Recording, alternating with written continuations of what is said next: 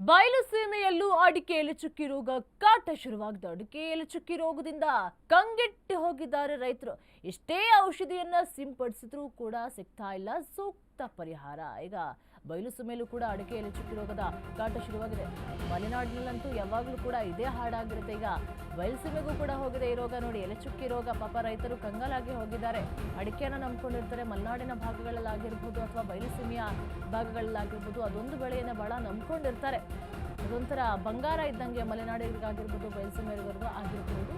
ನೋಡಿ, ಮಲೆನಾಡಿಂದ ಈಗ ಎಲೆ ಚುಕ್ಕಿ ರೋಗ ಈಗ ಬಯಲು ಸೀಮೆಗೂ ಕೂಡ ದಾಟಿರುವಂಥದ್ದು. ಅಷ್ಟೇ ಔಷಧಿಯನ್ನು ಹೊಡೆದ್ರೂ ಕೂಡ ಸೂಕ್ತ ಪರಿಹಾರ ಕೂಡ ಸಿಗ್ತಾ ಇಲ್ಲ. ಅಧಿಕ ರಾಸಾಯನಿಕ ಔಷಧಿ ಬಳಸಿದಂತೆ ತಜ್ಞರು ಸಲಹೆಯನ್ನು ಕೂಡ ನೀಡಿದ್ದಾರೆ.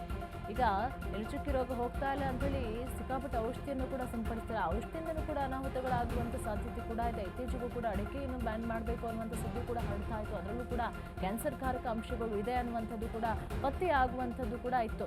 ಈಗ ನೋಡಿದ್ರೆ ಅಧಿಕವಾಗಿ ಔಷಧಿಯನ್ನು ಸಿಂಪಡಿಸಬಾರ್ದು, ಅದರಿಂದಲೂ ಕೂಡ ಹಾನಿಯಾಗುತ್ತೆ ಅನ್ನುವಂಥ ತಜ್ಞರು ಸಲಹೆಯನ್ನು ಕೂಡ ಕೊಟ್ಟಿದ್ದಾರೆ. ಅಂತ ಕಡೆ ಈಗ ರೈತರು ಕಂಗಾಲಾಗಿ ಹೋಗಿದ್ದಾರೆ. ಯಾಕೆಂತ ಹೇಳಿದ್ರೆ ಅದೇ ಬೆಳೆಯನ್ನ ನಂಬ್ಕೊಂಡಿರ್ತಾರೆ. ಮಲೆನಾಡಿನ ಭಾಗಗಳಲ್ಲಿ ಹಾಗೂ ಬಯಲು ಸೀಮೆಯ ಭಾಗಗಳಲ್ಲಿ ಅದೊಂದು ಬಿಟ್ಟರೆ ಬೇರೆ ಮಾರ್ಗವೇ ಇಲ್ಲ ಅನ್ನುವಂತಹ ರೀತಿಯಲ್ಲಿ ಒಂದು ಮಕ್ಕಳನ್ನ ಹೆಂಗೆ ಸಾಕ್ತಾರೆ, ಅಡಿಕೆ ಮರವನ್ನು ಕೂಡ ಅಡಿಕೆ ಸಸ್ಯವನ್ನು ಕೂಡ ಅದೇ ರೀತಿಯಾಗಿ ಸಾಕ್ತಾರೆ. ನೋಡ್ರೆ ಈ ರೋಗ ಬಂದಿದೆ.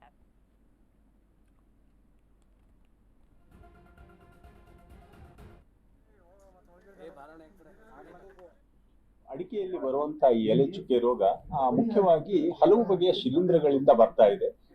ಈ ಮುಂಚೆ ನಾವು ಹೇಳ್ತಿದ್ದಾಗೆ ಪೊಲಿಟ್ರಿಕಮ್, ಪೆಸ್ಟಲೋಶಿಯಾಸಿಸ್, ಫಿಲೋಸ್ಟಿಕ್ಟ್ ಹಾಗೆ ಇತ್ತೀಚಿನ ದಿನಗಳಲ್ಲಿ ಇನ್ನೂ ಬೇರೆ ಬೇರೆ ಆದಂತಹ ಶಿಲೀಂಧ್ರಗಳು ಈ ರೋಗವನ್ನ ತರ್ತಾ ಇದ್ದಾವೆ.